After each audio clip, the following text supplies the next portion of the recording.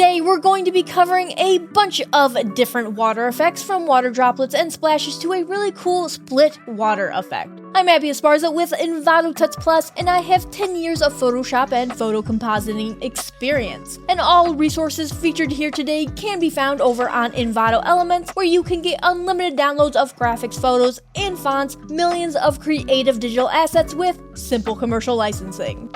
So we're going to start things off by creating that split water effect, where part of the camera would be underwater and the other half above water. Go ahead and create your canvas in any size, portrait or landscape. You'll be able to apply these same techniques to accommodate literally any canvas size. Let's place our water surface image onto our canvas, and I can show you why. Make sure it's a right-click smart object so we can resize without worrying about any unwanted blurriness. We want to make sure the water stretches across the whole width of the canvas, regardless of the size. Typically, you'd want to avoid stretching a photo past its original width, but due to the nature of water, we can push it pretty far in this case without it looking distorted.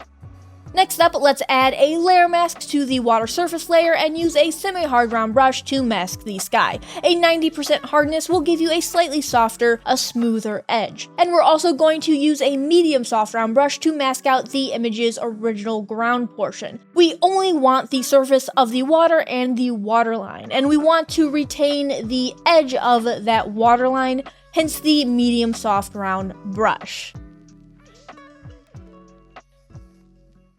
Let's finish up the water surface for now by adding an image, adjustments, brightness contrast setting, setting it to a -60 brightness and a 45 contrast. But settings like these are always optional and don't need to be exact. Feel free to experiment and play with things like this.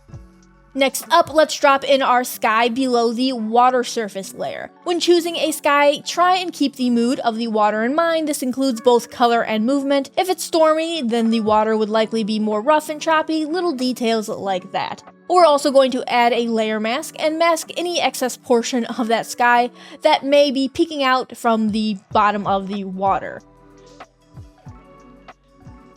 And also adding a filter blur gallery field blur of around 55 pixels in my case, can also pull focus to the water. Again, completely optional.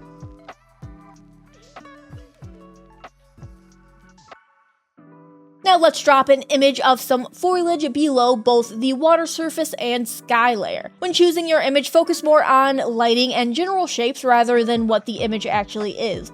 Mine is of a Costa Rican jungle, for instance, because we're going to add another filter blur gallery field blur of around 70 pixels blur or more to those plants, which will obscure any more minor details and leave just their silhouette. This step is optional, again, if you want a more clean ocean water effect instead of something like a pond or lake or any water environment that would have a lot of plants casting shadows. You can also use images of coral reefs or rocks, a whole lot of options here.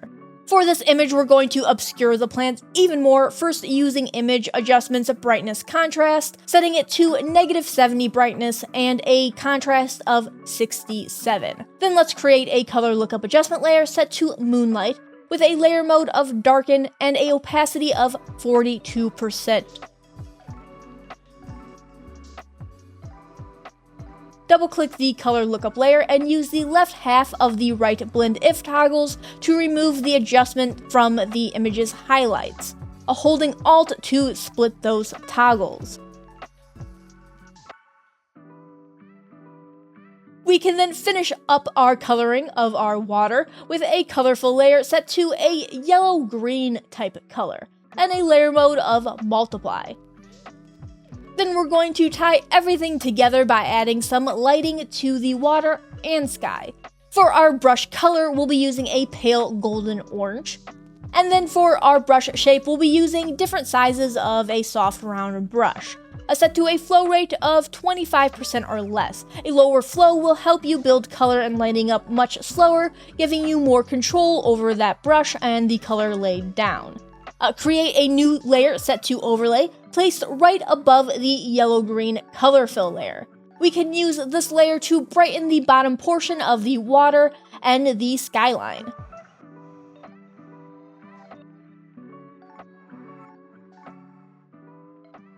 Next, 2 layers clipped into the water surface, one set to screen and the other overlay.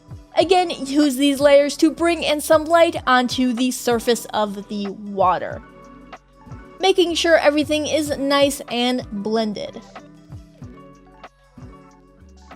And finally, let's add some water light reflections coming from the surface onto the lower portion of the water, a light shining through that surface water. We'll be using a water texture for this. Take that texture and then using image adjustments, turn it black and white.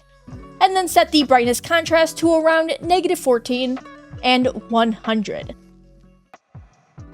Next, let's add a filter blur Gaussian blur set to around 30 radius or so. And finally, we can change the layer mode to color dodge. Set the opacity to around 75% and place the texture right above that yellow-green color fill layer.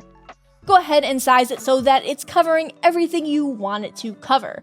Also, mask out any areas that may be leaking onto the sky or are maybe a bit too bright. And that's it. When placing a subject, use layer masks to split them where the waterline is hitting them, and go ahead and copy all of the layers and effects from the bottom portion of the water onto the bottom half of the subject.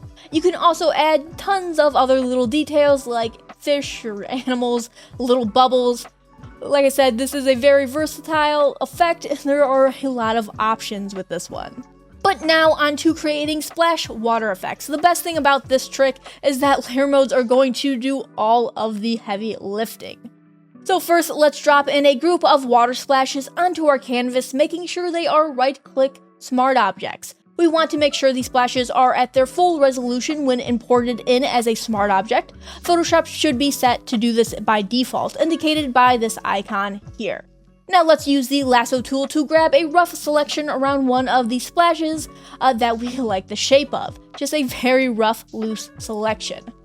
Then we can add a layer mask. Next, let's duplicate the water splash layer, delete the layer mask, and select and mask a whole new splash. We're going to do this to all the splashes that we think we may want to use. More is definitely better, but I'm going to do just 3 to save a bit of time.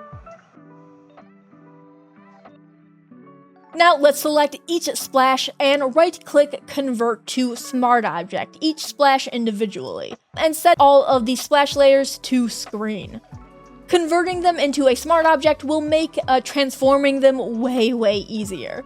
And since all of these splashes are copies of the original smart object and never rasterized, they can be sized up and down and shaped without worrying about any unwanted blurriness. And that's exactly what we're going to do. Let's place the water splashes around the object, being very mindful of the object's shape and the shape of the water. Try and follow the curves of the object and use layer masks to remove any unwanted water drops from the water splash layers. Feel free to duplicate these splashes as long as you use a combination of layer masks, transforming, and warping, so there are no noticeable duplicate details in the water drops.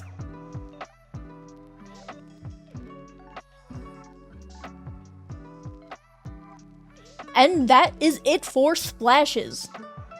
Finally, let's look at how to paint a super quick water dripping effect. Starting with creating a hard wet edge brush using the following brush settings. It's an easy brush to make, but make sure to save the brush so you don't have to keep recreating it. A hardness of 100%, spacing 1%, and we want the wet edges checked. So let's create a new layer set to overlay at around 20% opacity. Let's set our foreground color to black. And then we're going to paint lines where we think our water drips might be flowing. This doesn't have to be exact or perfect. We can always come back later and erase what we don't end up needing or add more as we go. We just want to know our general placement. Now we can create a new layer above that last layer and change our foreground color to white. Then our brush's flow to 100%. We want to make sure it's at 100%. And in brush settings, let's set the brush's size jitter to 100% as well. We're going to slowly paint in tiny white lines of water reflections. Use the eraser brush to taper the highlights, making sure they aren't too bright or overly harsh, and we can always lower the layer's opacity if the highlights are a bit too bright. We're really just painting in little white squiggly lines. Once happy with those highlights, we can use a soft round eraser brush to remove any of the black lines we painted earlier that are too dark or harsh or weren't used to paint any highlights on. You can also lower this layer's opacity to 10% or less to give the drops a subtle shadow without making them look too dark. And finally, create some falling water splashes using that same exact method as earlier with the apple. You can always add more or fewer water drops later on, or you can skip this step altogether. I just think they match up pretty well. And those are my 3 go-to water effects in Photoshop. But if that wasn't enough and you're looking to learn even more Photoshop photo effects, why not check out some of the other excellent videos that Envato Tuts Plus has to offer. If you liked this video and would like to see more, consider giving us a like and even subscribing if you haven't already. And don't forget to click that little bell icon to be notified of all new videos, including tips, tricks, and of course, more tutorials. Happy designing, see you next time.